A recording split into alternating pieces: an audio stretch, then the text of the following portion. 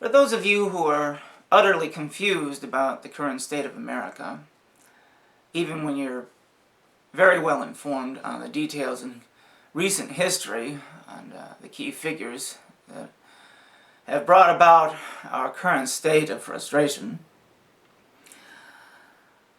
my suggestion to be clear in your understanding, at least the foundation of what this means, the reason for it, how this happened, and most importantly, what chance we have to rectify, overturn, and establish a nation that is governed by justice, and true opportunity for the populace, that is in concert with our supposed tenets, our thematic notions of foundation, the new idea of America that this was supposed to be, in defiance of what had gone before with regard to oppressive realities of monarchy in Europe. That was the idea, to have a republic, which means that the people are free, and the only reason we have any kind of government at all is to suppress, not oppress, the natural human tendency for criminal activity, psychosis, corruption, all those kinds of things. We're supposed to have elected officials to keep a watchful eye on these possibilities and have an army and a domestic police force that is simply there to prevent and, ahead of time prevent and then deal with aberrant behavior as it arises. But of course, one of human nature's key elements is tendency toward corruption on an individual basis, where you have these various brotherhoods that develop with people of like minds and like ambitions who are not satisfied by doing things according to the law. Because, as we all know, the law affords the criminal mind all kinds of possibilities to step around it and do all kinds of dances within a dance, with similar moves to the traditional dance that's supposed to be going on, but is not at all the traditional dance at all. All that aside, my suggestion to understand all of this is to acquaint yourself, if you haven't already, with a fundamental understanding of the history of Rome in Italy in the time of Caesar, Julius Caesar. Most people can, pass a test that has just general questions like, okay, well, when Caesar became emperor, what was Rome before that? Most people can answer that Rome was a republic, and that it had become a republic after the overthrow of the Tarquin kings, which were basically from Tuscany in northern Italy. The wealthy classes of northern Italy, because of their resources and their vineyards, were a big factor. The wealth was in the north, 500 BC, 600 BC. And they just kind of took over southern Italy and developed Rome into what became classical Rome, with ideals of beauty and scholarship and literature and that kind of thing. But the people soon got sick of it due to gross oppressions.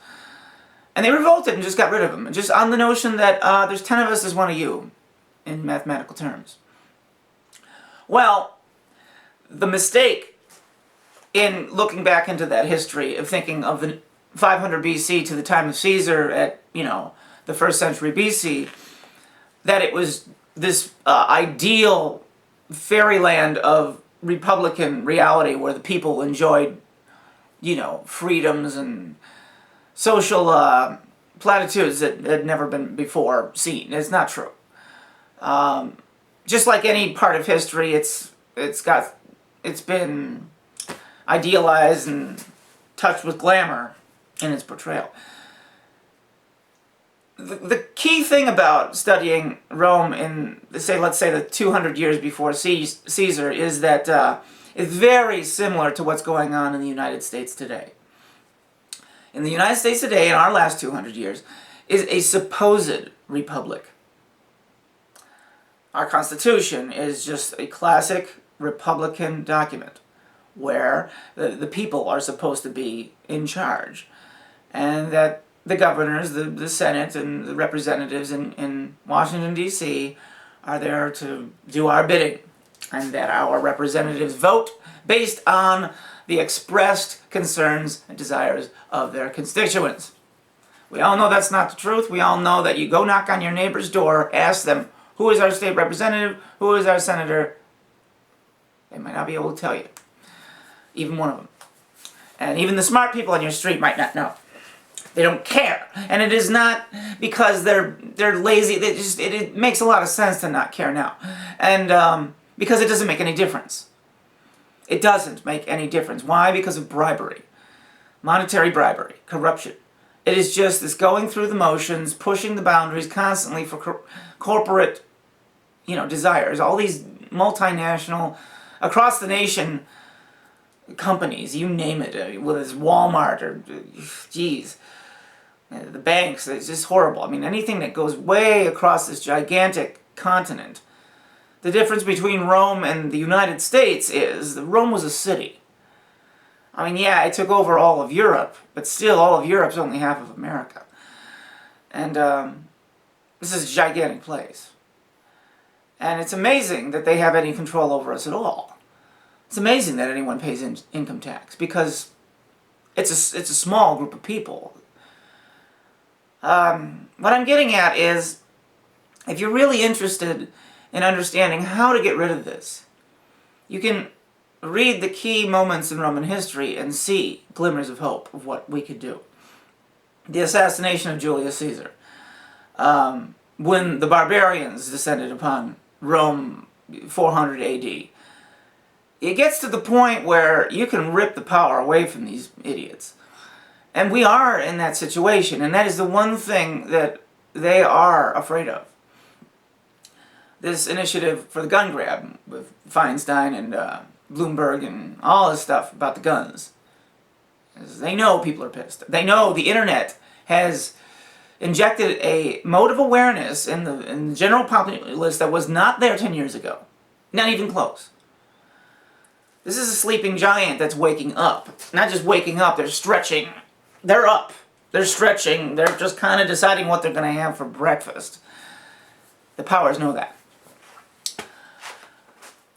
But we don't want chaos, right? We don't want chaos. What we want is the republic as it's laid down. It's not a no-brainer. We don't have to have a whole ideological transformation. The words of the Declaration of Independence, that when any form of government becomes destructive of these ends, it is the right of the people to alter or to abolish it and to institute new government, laying its foundation on such principles and organizing its powers in such form as to them shall seem most likely to affect their safety and happiness. And it goes on, Interestingly, to prove the point, every word in the Declaration of Independence, which is essentially the foundation of the nation, is against the law. It means there's a problem. So, I urge you to just brush up on your Roman history and reignite your confidence in yourself and your people. Because we actually have more power to assassinate this cumulative Julius Caesar that has gone too far, more than the Romans did against him. Unfortunately, it takes physical violence, unless they lay down their guns. It would be wonderful if the army and the police revolted against the government. That would be the quickest, cleanest way to do it. If the power that they use against us to oppress us turned on them. The money's nonsense. I mean, the idea that we can overcome the danger of bribery by saying to the people, if you take the money, we'll give it to you. These people just taking bribes to be on the side of the rich people, tell them they would get more money if they sided with us instead of them. They make money out of nothing. That's something they didn't do in Rome. Money was money.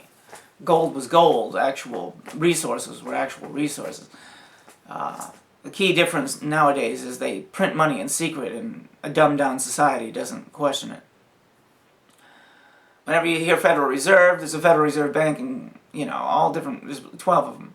Each city that has one of those has printing presses in the building.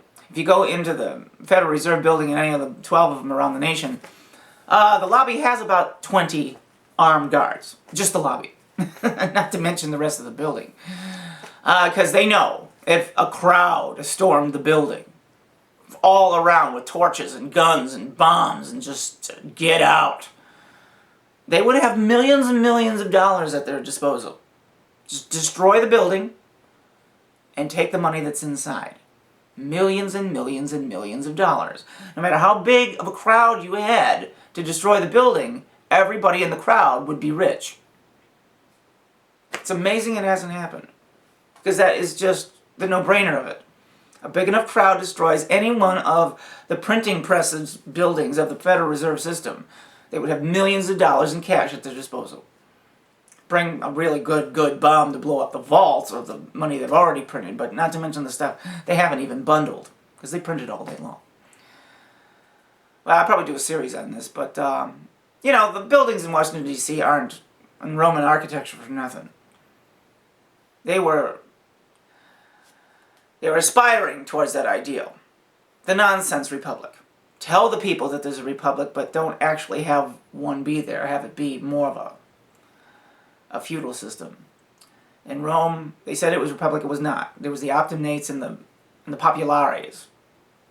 What we have now is the 1% and the occupiers. It's the same thing. It's the populares are the people, the masses, and the optimates are the rich class, the 1%, the people that own everything, and oppress everybody else, and lie, and bribe the senators, and I think I made my point, but the republic's a great idea, and just once a public office is not a career, have it be a very intellectual person, very brilliant person who has a good thought process, who serves the nation, steps in there, does their job, leaves.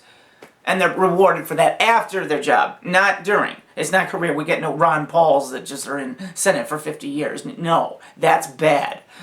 People serve their country, they get out. So there's no possibility for bribes, okay? And once they're in, we have transparency on their bank account and all their financial dealings. They work for us. It's like having your dog on a leash. That's how we've got to treat the government. That's how the government has to be, or we have no chance. No country has a chance unless you do that. No kings, just representatives who are very brilliant, very well educated, working on our behalf. All right. See you next time.